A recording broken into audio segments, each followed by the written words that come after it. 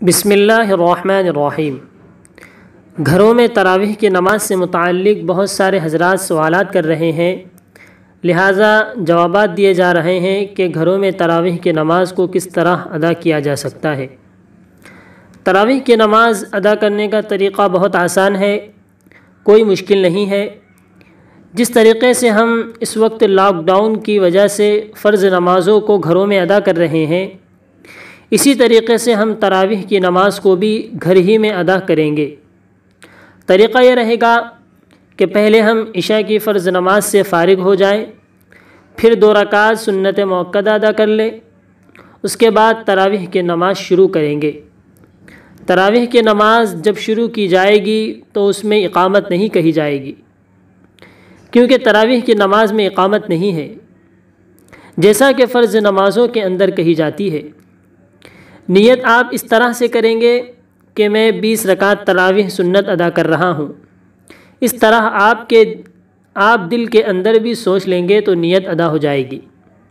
اگر آپ امام ہیں تو نیت اس طرح کر لیں کہ میں اپنی نماز بھی پڑھ رہا ہوں اور جو میرے پیچھے مرد اور عورتیں ہیں ان کی بھی میں پڑھا رہا ہوں۔ آپ صرف اتنا سوچ لیں گے تو نیت ادا ہو جائے گی۔ تراویح کی جو سنت ہے وہ ایک ساتھ 20 رکعت کی بھی کی جا سکتی ہے اور 2 رکعت کی بھی کی جا سکتی ہے، دونوں طرح سے آپ کر سکتے ہیں، دونوں کی گنجائش ہے۔ بعض علماء نے اس کو افضل قرار دیا ہے کہ آپ 2 رکعت کی نیت الگ الگ کریں، اور اگر آپ ایک ساتھ 20 رکعت کی نیت کرتے ہیں تو تب بھی نیت ادا ہو جائے گی۔ گھر کی جو مستورات ہیں وہ جس طرح فرض نمازوں میں شامل ہو رہی ہیں وہ اسی طرح تراویح میں بھی شامل ہوگی، اور تراویح کی نماز وہ جماعت کے ساتھ ادا کرے گی۔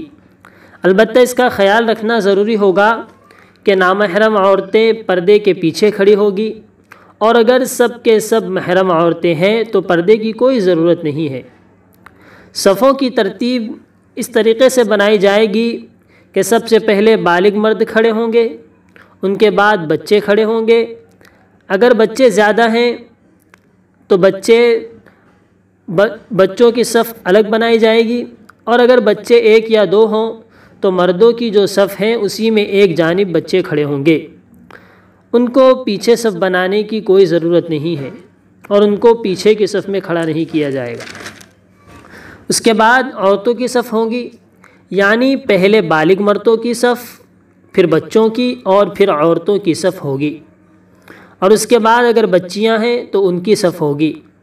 بچیوں کا مسئلہ بھی یہی ہے کہ بچیاں زیادہ ہوں تو ان کی ایک مستقل صف ہوگی، اور اگر بچی 1 یا 2 ہوں تو وہ عورتوں کی صف میں ہی کھڑی ہوگی۔ اب سوال یہ ہے کہ تراویح پڑھائے کون؟ امام کون بنے گا؟ تو امام ہر وہ شخص بن سکتا ہے جو بالغ ہے، جو نابالغ ہے وہ امام نہیں بن سکتا۔ بالغ ہونے کا مطلب یہ ہے کہ جس کی عمر 15 سال ہو گئی ہو، یا جس کے اندر بلوغ کی کوئی علامت پائی جائے۔ بلوغ کی علامت پائے جانے کا مطلب یہ ہے کہ اس کو احتلام ہونا شروع ہو گیا ہو، یعنی اس کو غسل کی حاجت پیش آنا شروع ہو گئی ہو، اس کے اوپر غسل واجب ہونا شروع ہو گیا ہو، تو ایسا شخص شریعت کی نظر میں بالغ ہے، وہ امام بن سکتا ہے۔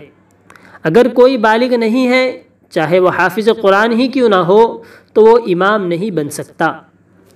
اب ایک مسئلہ یہ ہے کہ تراویح میں کیا پڑھے؟ اس کا جواب یہ ہے کہ آپ کو جو بھی صورت یاد ہو، چاہے سورہ یاسین آپ کو یاد ہو، سورہ رحمان آپ کو یاد ہو، یا سورہ واقعہ آپ کو یاد ہو، سورہ ملک آپ کو یاد ہو، اور اگر آپ کو بڑی صورتیں یاد نہیں تو پھر آپ سورہ فیل یعنی الم تر کیف سے بھی تراویح پڑھا سکتے ہیں۔ ہر 4 رکعت کے بعد ہم وقفہ کرتے ہیں، بیٹھتے ہیں، جس کو ترویحہ کہتے ہیں۔ یہ ہم آرام کے لیے بیٹھتے ہیں۔ اس میں ہم سبحان الملک القدوس، سبحان ذی الملک والملکوت، سبحان ذی العزت والعظمت الی آخرہ پڑھتے ہیں۔ اگر کسی کو یہ یاد نہ ہو تو وہ کوئی بھی دوسری دعا پڑھ سکتا ہے، اس کی گنجائش ہے۔ اس کو پڑھنا کوئی ضروری نہیں ہے۔ اگر کوئی کچھ بھی نہیں پڑھ رہا ہے، صرف خاموش رہتا ہے تو اس کی بھی گنجائش ہے۔ اگر چستی پیدا کرنے نشاط کے لیے کوئی چائے وغیرہ پی لیتا ہے کہ بھئی میری تھکان دور ہو جائے، تو اس کی بھی اجازت ہے، 4 رکعت کے بعد، 8 رکعت کے بعد، 12 رکعت کے بعد اگر کوئی چاہتا ہے تو وہ چائے وغیرہ بھی پی سکتا ہے۔ تو اس طرح آپ 20 رکعتوں کو مکمل کر لیں گے۔ پھر آپ دعا مانگ لیں، چاہے تو آپ اجتماعی طور پر دعا مانگ لیں یا انفرادی، جس طرح مانگنا چاہے آپ مانگ سکتے ہیں۔ اس کے بعد آپ 3 رکعت وتر پڑھ لیں گے۔ اگر آپ جماعت کے ساتھ پڑھنا چاہیں تو جماعت کے ساتھ پڑھ لیں، ورنہ انفرادی طور پر بھی آپ پڑھ سکتے ہیں، لیکن رمضان میں وتر جماعت کے ساتھ پڑھنا ہی افضل ہے، اور وتر میں خواتین بھی اس میں شامل رہے گی۔ تو اس طرح سے آپ کی تراویح مکمل ہو جائے گی۔ اب کچھ مسائل ہیں معلوم کیے جا رہے ہیں، وہ بھی میں ذکر کر دیتا ہوں۔ مثلاً ایک سوال کیا جاتا ہے کہ تراویح کون پڑھائے؟ تو وہ پہلے ہی میں عرض کر چکا ہوں کہ بالغ مرد پڑھائے، نابالغ نہ پڑھائے، چاہے وہ حافظ قرآن ہی کیوں نہ ہو۔ ایک سوال یہ کیا جا رہا ہے، کیا تراویح پڑھانے کے لیے حافظ ہونا ضروری ہے؟ تو تراویح پڑھانے کے لیے حافظ ہونا ضروری نہیں ہے۔ کوئی بھی شخص جو امام بن سکتا ہے، جو امام بنانے کا اہل ہو، جو امام بننے کا اہل ہو، فرض نماز پڑھا سکتا ہے، وہ تراویح بھی پڑھا سکتا ہے۔ جسے چند صورتیں یاد ہیں وہ تراویح پڑھا سکتا ہے۔ تیسرا سوال یہ کیا جا رہا ہے کہ 15 سال سے کم عمر والا شخص تراویح پڑھا سکتا ہے یا نہیں؟ تو 15 سال سے کم عمر والا شخص اگر نابالغ ہے تو وہ تراویح نہیں پڑھا سکتا۔ اسی طرح 15 سال سے کم عمر والا حافظ بھی تراویح نہیں پڑھا سکتا۔ لیکن اگر 15 سال سے کم اگر کوئی شخص ایسا ہے کہ اس کے اندر بلوغ کی علامتیں پائی جائے تو وہ بھی تراویح پڑھا سکتا ہے۔ اور ایک سوال یہ ہے کہ داڑھی کٹا شخص تراویح پڑھا سکتا ہے یا نہیں؟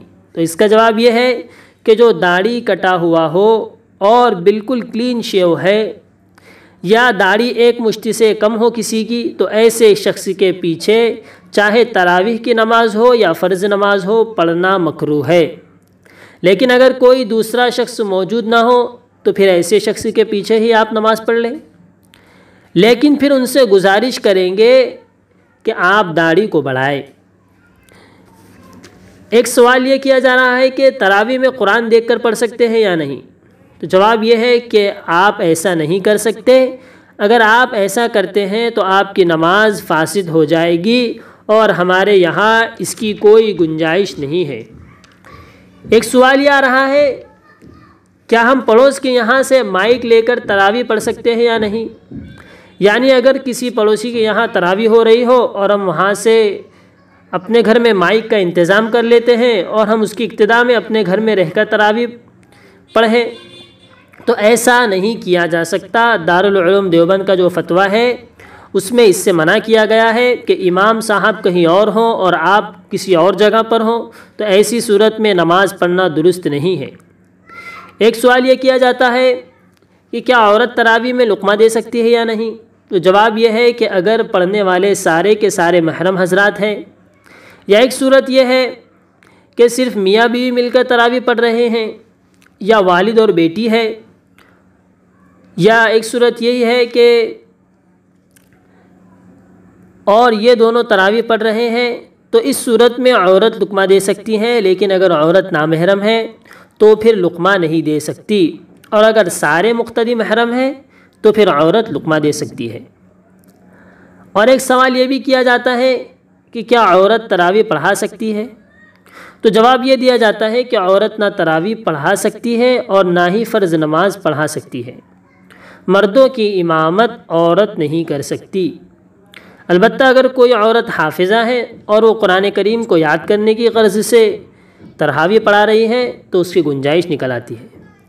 البتہ وہ امام کی طرح بالکل آگے نہیں کھڑی ہوگی، بلکہ وہ عورتوں کے درمیان میں تھوڑا سا آگے ہٹ کر کھڑی ہو جائے گی۔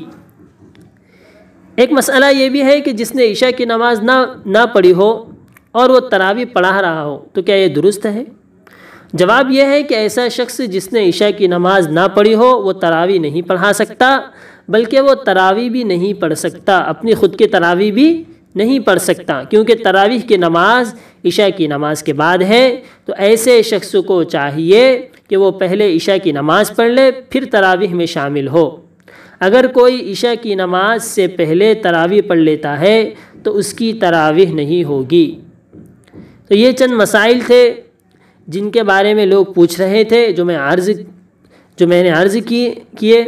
اللہ تعالی ہمیں ان مسائل پر عمل کرنے کی توفیق نصیب فرمائے، اور اللہ تعالی ہمارے اس رمضان کو بھی خیریت و عافیت سے گزار دے، آمین۔ فجزاکم اللہ خیرا و احسن الجزا۔